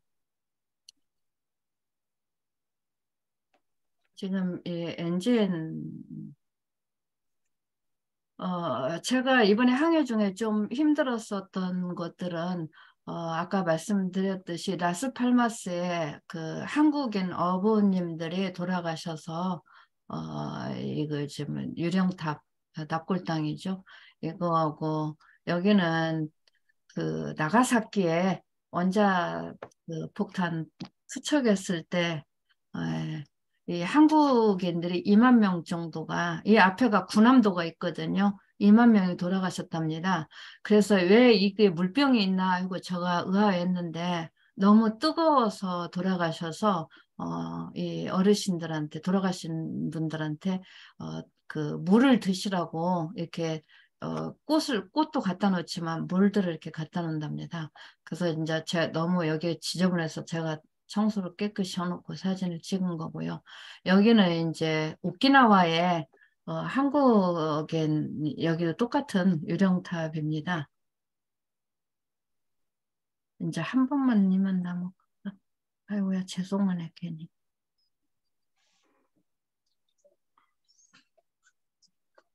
이제 아이고 죄송해요. 이제 마지막 마지막입니다. 이거는 이제 영국에서 그 영국인 요티가 그분 책들도 유명하고 그러는데 그 ARC 대회라고 대회가 전 세계를 돌아다니면서 하는 대회가 10가지가 있습니다. 이 홈페이지에 들어가 보면은 근데 이 대회는 그 라스팔마스에서 아니 라스팔마스에서 카리브해까지 그러니까 그 콜럼버스 항로를 그, 그 항로를 따르는 대회입니다. 2,700마일. 근데 이제 사실 제가 카보보르테로 해서 카보보르테가 한 10일 정도 걸리거든요. 그래서 카보보르테를 해서 그 음, 카리브해를 오려고 했었는데 이 대회도 하고 해서 참가를 이제 그 34개국이 참가를 했고 175척이 참석을 했습니다. 참가를 했는데 이제 한국 요트는 처음으로 참가를 한 것이죠. 그래서 굉장히 많이는 도움을 받았고요. 요트들은 뭐 배가 뭐 이제 우리 이제 한국 사람들이 가끔 물어보는 거는 요트가 얼마냐, 누구랑 갔냐, 뭐 그런 단순한 것들을 물어보는데 이 사람들은 서로 그런 도움을 이런 식으로 이렇게 11가지네요. 이 대회가 있습니다. 예, 1년 12달. 그러니까 이 사람들하고 같이 움직이면은 항해하는 것도 편하고 도움도 많이 주고 사실 돈은 많이 안 들어가요. 한 참가비가 한 150만 원, 60만 원 정도. 그래서 제가 이제 이 태극기 34개 제일 마지막에 개항을 했었습니다.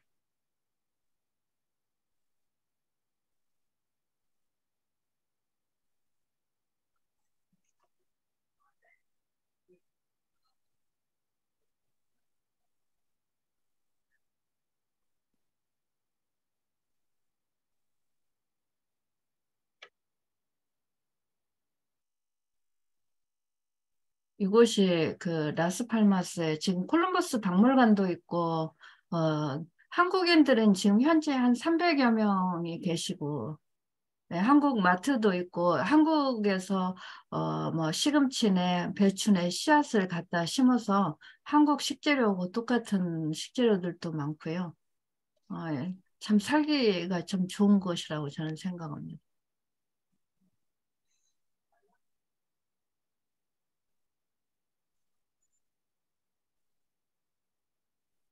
이 사람들은 그 대양항에 그 ARC 대회에 참가하면서 준비를 하고 있으신 분들입니다.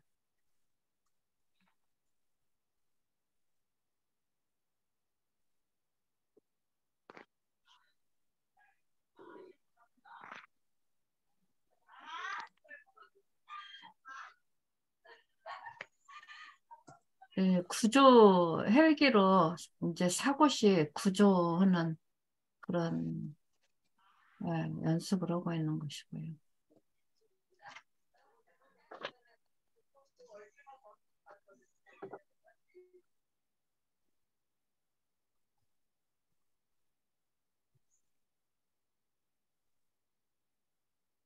전야제고요.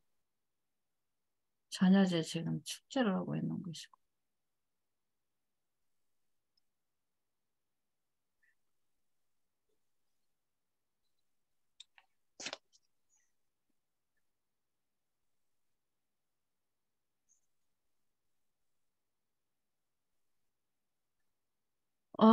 요트를 대회를 할 때는 지금은 뭐 그 유치 추적기, 인이치라고 그런 것들을 각자 배에서 이 주최 측에서 나눠줍니다. 그래서 이렇게 주최 측에서 실시간으로 배가 어디가 있고 어떻게 움직인 것을 실시간으로 보고 이런 식으로 지금 이게 라스팔마스거든요. 출항하고 나서 이 배들이 지금 움직이는 것들을 이러고 실시간으로 보고 있습니다. 네, 이제 대에서 이런 그 깃발이 많이 있는 것은 대에 깃발이 많이 붙어 있는 거는 그렇게 많이 참석을 이 대에 했다는 그런 겁니다.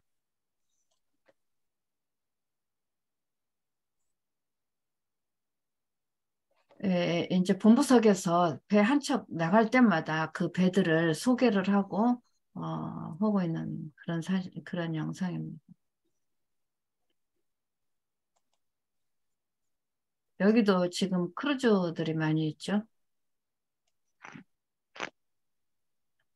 이제 이렇게 관람객들이 오고 여기가 마리나 사무실이고요. 이렇게 배가 한 척씩 갈 때마다 이제 본부석에서 이제 소개를 하는 것입니다.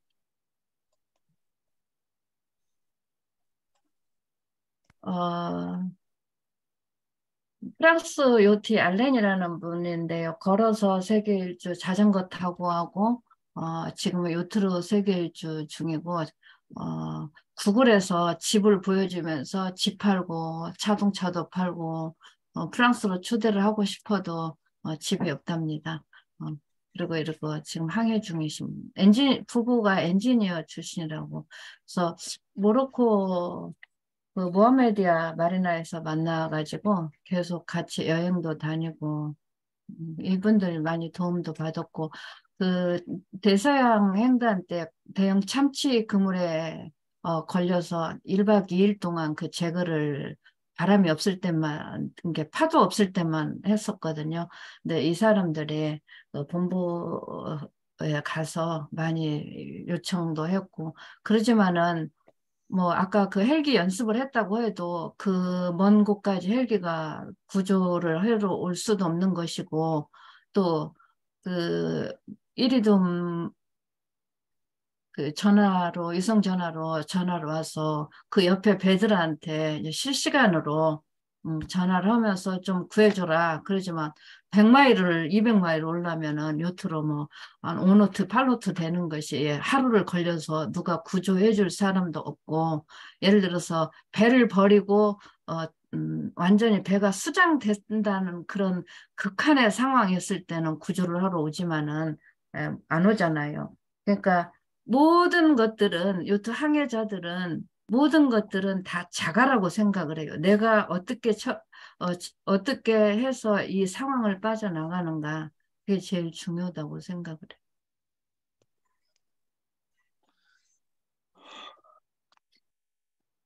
해요. 이제 바람이 없어서 스핀을 피고 가는 프랑스 요트입니다.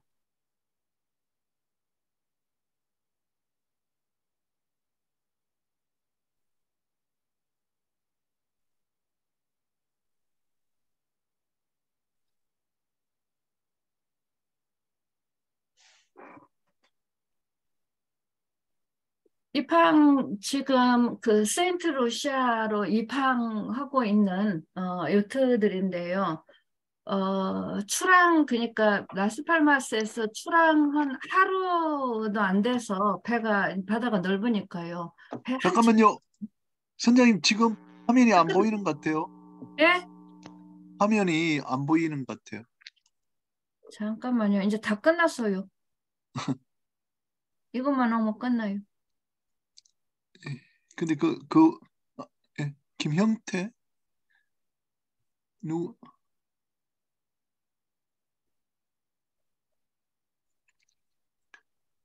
선생님 화면 공유 다시 한번 해봐 주십시오. 예. 어우. 예, 잘 보입니다. 예. 아이고야.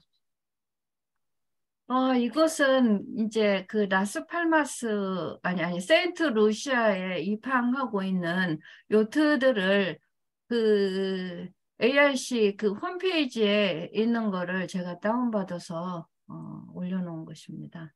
이런 식으로 배가 어떻게 움직이느냐에는 거기에서 그 사무실에서 실시간으로 다 볼 수가 있습니다. 또 사실 항해할 때 한국의 요트들 지인들이 그 A니치 그러니까 유치 추적기 그 사이트를 가르쳐 주면은 배가 어떻게 움직이고 있고 왜 서 있고 움직임이 없으면 무슨 사고 났냐 그런 식으로 전화도 오고 문자를 주고받을 수도 있고 또 그 전화를 실시간으로 하고 있으니까 지금 왜 안 되지?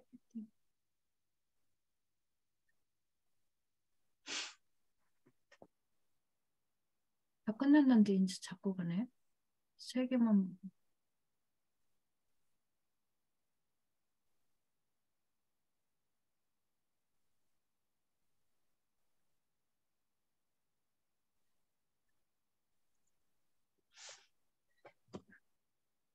지금도 안 보여요? 예, 지금 화면이 고정이 돼 버렸거든요. 네. 이게 세 개만 인증하면 아, 되는데. 그래. 사진이.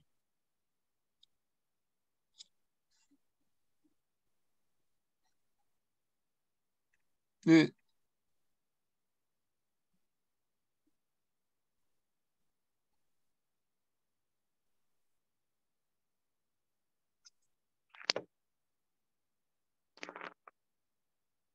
이거 사진은 꼭 보여드리고 싶었어요. 아, 노란색이. 이게 예. 뭐냐면은요.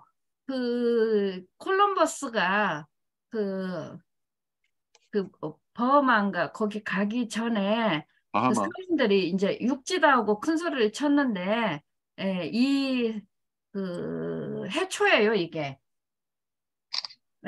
사르가소라는 해초거든요. 근데 저도 엄청 무서웠어요. 한 일주일 정도가 이게 계속 떠다니는 거예요. 맨 처음에는 노란 해초가 떠다닌다 하고 사진을 찍었는데 나중에는 끝도 끝도 없이 오니까 너무 무섭더라고요. 이렇게 해초들이. 그래서 이제 제가 건져서 맛을 봤더니 미역맛 나더라고요. 예.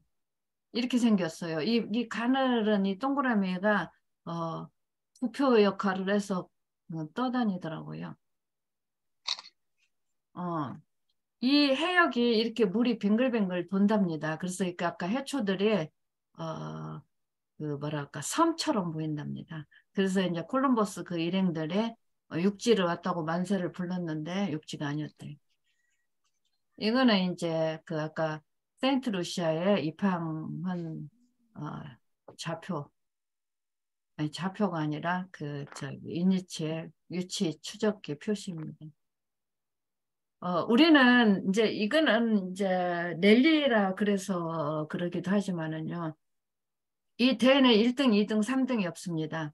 서로 그 친목 도모 어떻게 보면은요. 그래서 이 배가 30피트가 제일 작은 것이 27일 만에 입항을 했거든요.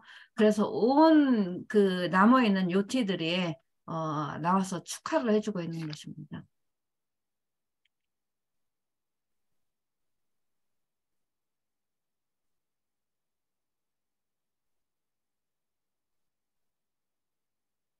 다 같이 이렇게 그 카타마란으로 해돋이도 보러 가고요. 네. 네. 해넘이요, 해넘이. 이제 그 대폐막식이거든요. 네, 폐막식 이런 상패들도 거북이를 그물에 걸려서 거북이가 그물에 걸려서 구조해 준 사람을 제일 큰 상을 주고 아까 그런 늦게 그 30피트까지 끝까지 그 선전하고 왔다는 분들 또 그리고 상에 제일 멀리 돌아서 온 분들 그리고 그 프랑스의 방베데르 요트 대회가 극한의 그 세계 3대 요트 대회가 있거든요. 이제 혼자서 가는 대회. 그 일행들이 와서 11일 만에 입항을 했거든요. 그 사람들은 그 대회 나간다고 그중에 2016년도인가? 아무튼 그분이 그 사위를 하셨더라고요. 근데 지금 자료를 좀 찾아놓은 것이 있는데 없어져가지고 못 올렸는데요. 그런 식으로 그 애기 뭐 3살 먹은 아이 아니면 또 여기에 할아버지가 그 87세 된 할아버지가 혼자 항해하신 분도 있거든요. 그런 좀 이벤트성이 있고 그런 분들한테 상을 많이 수여를 하고, 저도 이제 저희도 극한의 상황에서 처음으로 이렇게 대회를 무사히 마쳤다고 상을 2가지를 받았습니다. 이 아이들은 아까도 보여드렸지만요. 그 대서양 횡단하는 아이들 이제 수료증, 얘네들이 이제 뭐 선택의 여지가 있는 애들도 있지만 부모 따라서 이제 따라다니는 아이들이죠. 이분이 이제 ARC 대 총책임자이십니다. 영국 분이십니다. 제가 이 사진은 이제 제가 뭐 사진을 잘 찍어서 전시를 한 게 아니고, 많은 사람들이 요트에 관심을 좀 가져줬으면 하는 바람에 그 사진 전시를 2번을 했거든요. 2번을 하면서 그 전시관에 진열했던 그 사용했던 국기들이고, 이거는 이제 바람에 태극기가 이렇게 반토막 났습니다. 감사합니다. 너무 오랜 시간을 붙잡고 있어서 죄송합니다. 예, 선생님 감사합니다.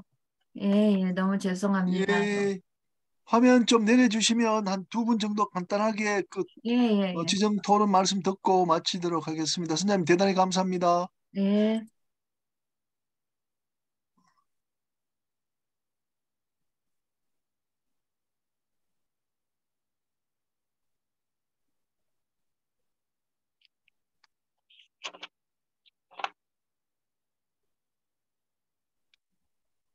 예, 화면 공유 한 번 더 예, 누르면 쏠게요. 나가질 겁니다, 아마. 아이고, 여러분 박수 좀 한번 부탁드리겠습니다. 아이고, 정말 너무 장시간 시간을 뽑아서 아닙니다. 죄송합니다. 예, 2번째 발표하시는 분이 내용이 너무 좋다고 좀 아이고, 너무 죄송해요. 더 시간 사용해도 된다 이렇게 말씀하셔서 정말 다들 느끼셨겠지만 그 참 여성의 몸으로 세계 일주 항해를 2번 하셨다는 그 자체도 힘들지만 또 사진을 그렇게 예쁘게 찍으셔가지고 우리한테 진귀한 사진을 잘 설명까지 해서 주신 게 너무나 고맙다는 생각입니다. 그렇게 하겠습니다. 우리 지정 토론으로 이스캔 그 사장님하고 김영성 서산 그 크루즈 담당 팀장님을 또 모셨는데 뭐 한 분 정도는 더 하셔도 될 것 같고요.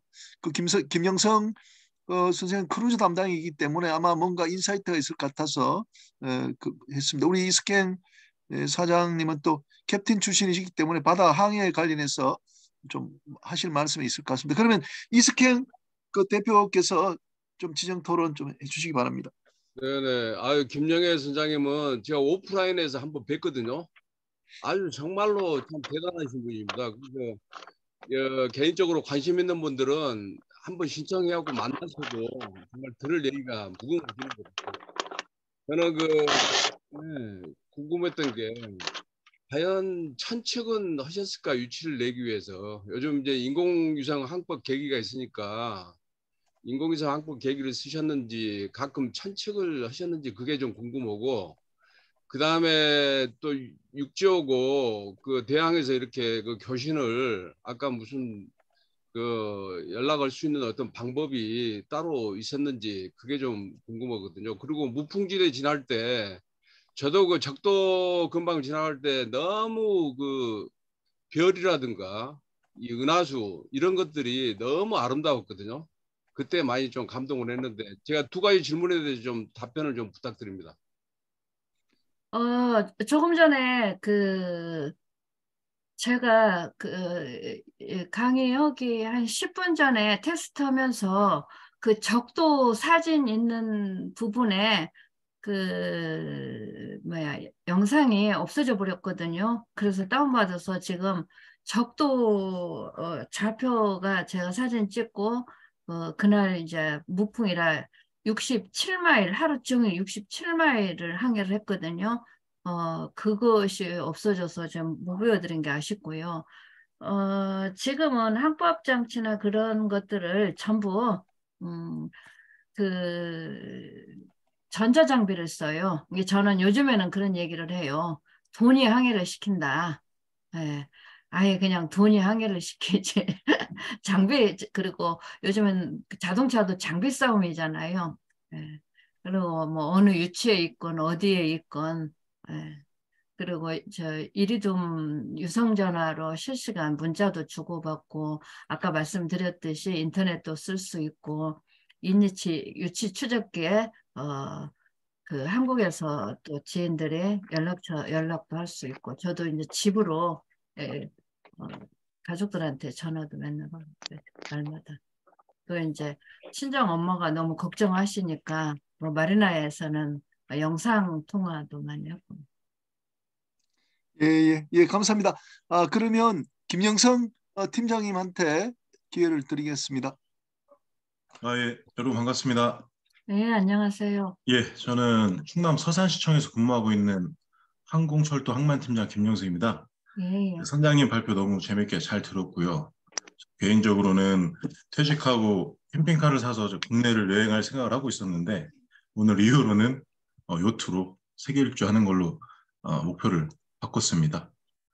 예, 오늘 주제가 요트인데요. 요트나 이제 레저보트를 이용한 그런 해양 레저 관광이 활성화가 되려면 우선 관련 인프라 시설 확충도 병행이 돼야 된다고 생각을 합니다.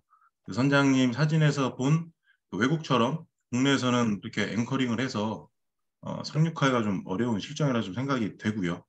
그리고 요트나 레저보트를 이제 구매를 하게 되면 차 주차듯이 일정 기간 계류할 수 있는 공간이 국민들한테 필요합니다. 그래서 요트나 레저보트를 계류할 수 있는 그런 시설들을 항만 일반적으로 마리나라고 하는데요. 제가 지금은 아닌데 작년까지 그 마린 업무도 맡았었습니다. 그래서 한 10년 이상 한 것 같은데요. 그래서 저는 마리나와 관련된 내용 몇 가지 말씀드리도록 하겠습니다. 2009년에 마리나 항만의 조성 및 관리 등에 관한 법률이 처음 이제 제정 공포됐습니다. 그래서 그때 당시 정부 정책이 크루즈랑 마리나 활성화에 굉장히 좀 이렇게 집중을 쏟을 때였고요. 그래서 마리나 법률을 제정을 하고 정부에서 이제 그런 마리나 항만 기본 계획들을 수립을 해서 2010년에서 2019년 그리고 2020년에서 2029년까지 10년짜리 계획들을 발표를 하고 수립을 하게 됩니다. 그리고 처음 이제 1차 마리나 항만 기본 계획 당시에 그 광역별로 그 시도별로 그 거점 마리나라는 개념이 이제 등장을 하고요. 말 그대로 200선석 이상의 광역 시도의 그런 거점이 되는 마리나 항만을 의미를 하는 건데요. 당시 그 충청남도에서는 우리 서산이 그 충청 지역 거점 마리나 지역으로 좀 유력을 했었습니다. 근데 이제 거점 마리나를 건립을 할 때 국비로는 이제 방파제 같은 그 기반 시설에만 투입을 할 수 있었고요. 실질적인 계류 시설이나 클럽하우스 같은 거는 민간 자본이나 그 지방비로 충당을 해야 돼서 서산은 그때 제가 포기를 했었어요. 포기를 했었고 당진 외목 쪽으로 이제 선정이 됐었었는데 그 후에 이제 당진도 중국 사업자들을 유치를 해서 상당히 큰 규모의 마리나 항만 조성을 추진했었는데 뭐 사드나 여러 가지 사정으로 불발이 됐습니다. 그만큼 이제 마리나 항만을 조성할 때는 그런 많은 예산이 투입되게 되는데요.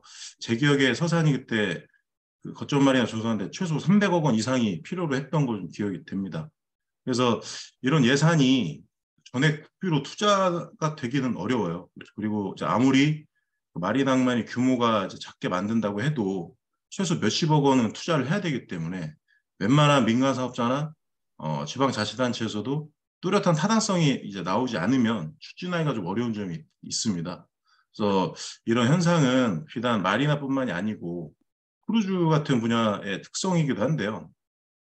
어떤 그런 농업이나 어업활동과 같은 그런 기본 우리가 인식하고 있는 생계적인 게 아니고 이런 마리나나 크루즈는 일정 소득 이상의 사람들이 주로 즐기게 되는 그 해양 레저 관광이라는 인식이 있어서 전액 국비로 건립되는 그런 어려움이 좀 있는 것 같다고 좀 생각을 합니다. 예를 들어서 비교를 해보면요. 아마 그 어촌 뉴딜 300이라는 사업을 좀 들어보셨을 거예요. 그래서 전국적으로 어촌 마을을 300곳을 선정을 해서 그 마을에 이제 낙후된 선착장을 현대화를 하고 그리고 체험, 체류, 관광할 수 있는 마을, 그리고 청년들이 기여해서 같이 이제 뭐 어촌을 만드는 그런 사업인데, 이게 2020년에 이제 120개소 정도 선정을 해서 총 1조 2천억 이상이 투자가 되는 그런 사업이었었거든요.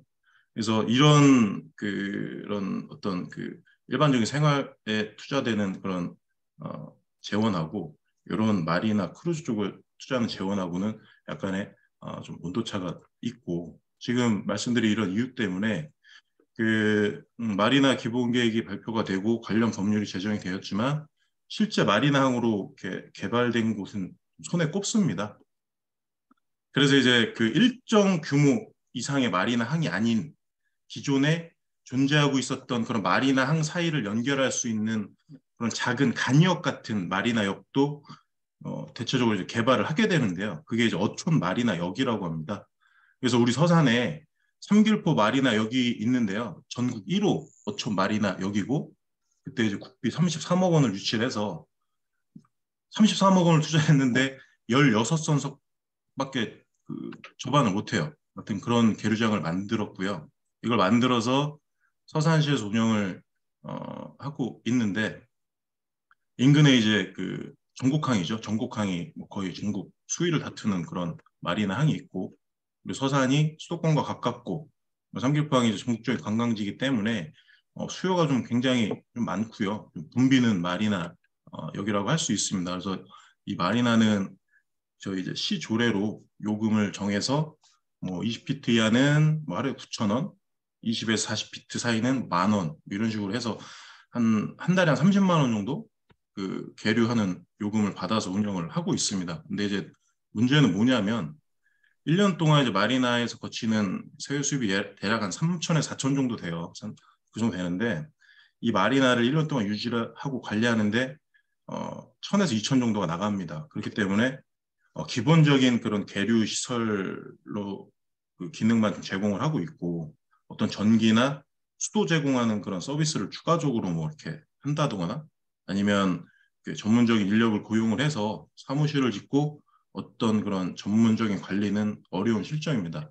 그래서 저희가 1호, 전국 1호다 보니까 이 마리나역을 좀 공기업에 위탁 운영을 맡기려고 좀 시도를 했었는데 수익이 적어서 안 됐어요. 그래서 이런 마리나역이 운영이 되려면 최소한 주차장 요금 같은 이런 추가 수익 구조가 있어야 되는데 서울이 아닌 지방에서는 이게 좀 어렵죠. 그냥 한산한 길가에 대면 되기 때문이죠. 그래서 통영의 이제 한산 마리나 같은 경우는 숙박을 할 수 있는 리조트랑 연계를 해서 마리나가 이제 설치가 되어 있는데, 수도권이 아닌 이상 지방에서는 이런 형태가 마리나만으로 가장 이상적이지 않나 좀 개인적으로 생각을 그렇게 하고 있습니다. 네, 그래서 제가 경험했던 위주로 설명을 드렸는데 얘기를 하다 보니까 좀 이렇게 그만큼 마리나항 조성이 어렵고 마리나항으로 아직은 국내에서 수익을 만들기도 어렵다는 내용을 말씀드렸고요. 기본적으로 이제 항만은 아무리 작은 마리나라고 해도 이 조성하기 위해서는 좀 상당한 규모의 금액이 좀 투자돼야 되기 때문에 저희가 이제 일반적으로 알고 있는 뭐 국가관리무역항이나 국가관리연안항 외에도 명칭은 지방관리무역항 연안항인데 이게 전에 국비로 개발되거나 또 유효가 되면 재개발을 다 국비로 합니다. 그러니까 소규모 보수만 지방에서 하고 운영 관리만 지방에서 하기 때문에 지방관리라는 명칭이 더 있고요. 제가 지금 마리나는 안 하지만 크루즈 전문을 계속 하고 있어서 마리나나 크루저 같은 해양 레저 관광이 분명 활성화가 돼야 된다는 점에서는 깊이 공감을 하고 있습니다. 그래서 오늘 김영희 선장님 발표를 계기로 국내 해양 레저 관광이 더욱 도약했으면 하는 바람이고요. 저도 제가 할 수 있는 분야에서 열심히 하도록 하겠습니다. 이상 마치도록 하겠습니다. 고맙습니다. 예, 감사합니다. 제가 좀 하나 말씀드리면은요. 아까 생활 요트라는 게 대단히 흥미로운 것 같아요. 생활 요트. 그러니까 요트에서 애들 키우고 생활하는 거죠. 그걸 오랫동안 뭐 10년이고 20년이고 하는 사람을 생활 요트라고 하는 것 같아요. 근데 선생님 이게 전 세계적으로 몇 명이나 되나요?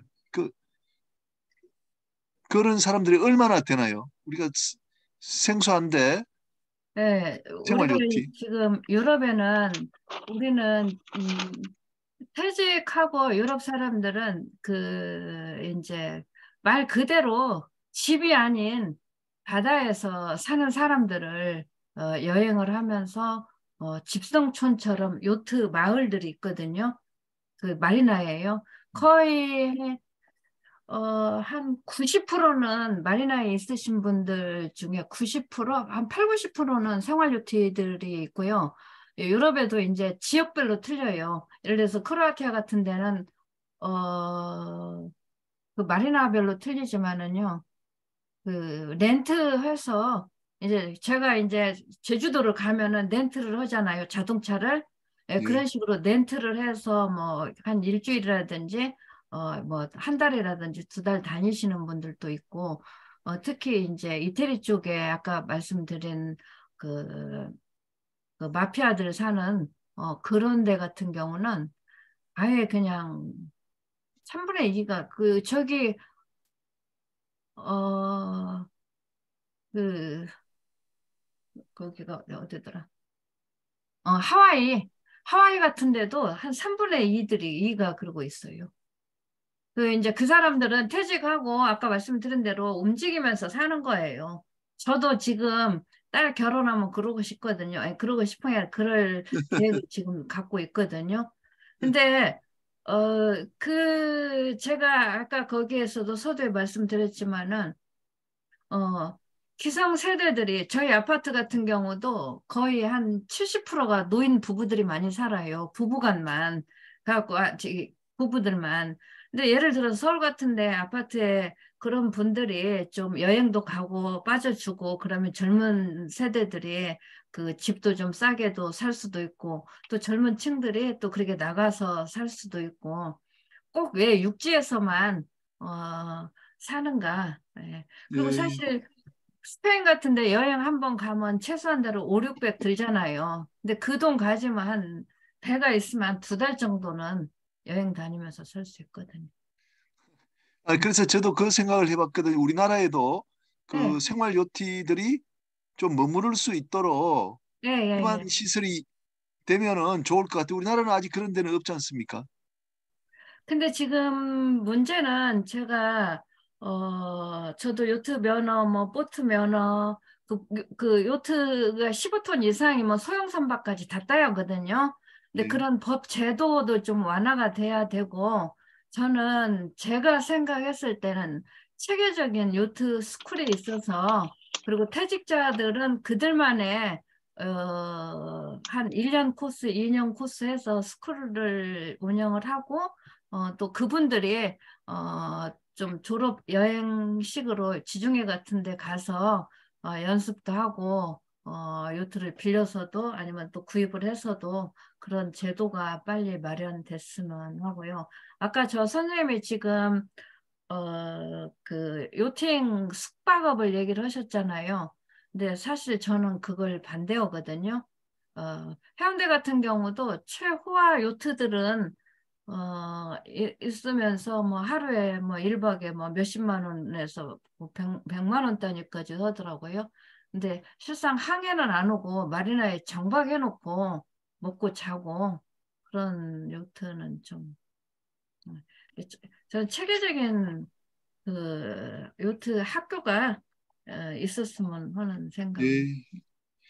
그래서 하여간 제 짧은 소견으로도 생활 요티들이 우리나라 뭐 동해에서의 남해에 있으면서 뭐 예, 한 몇 예, 예. 달이고 생활할 수 있고 애들도 그 유치원도 보내고 할 수 예, 있는 그런 기반 시설을 빨리 만들어서 가는 것도 우리가 좀 선점해야 될 그런 내용이 아닌가 싶어서 예. 오늘 그 상당히 좋은 인사이트를 좀 주신 것 같아요. 뭐 요트 자체로도 그 이제 스포츠로 또 유망합니다만은 이렇게 하겠습니다. 그 여기 누가 신청하신 분들이 한 분 계신데 시간이 너무 많이 갔는데 강정열 쌤 계세요? 강정열 예, 마이크 켜고 좀 질문해 주시기 바랍니다. 강정열 쌤.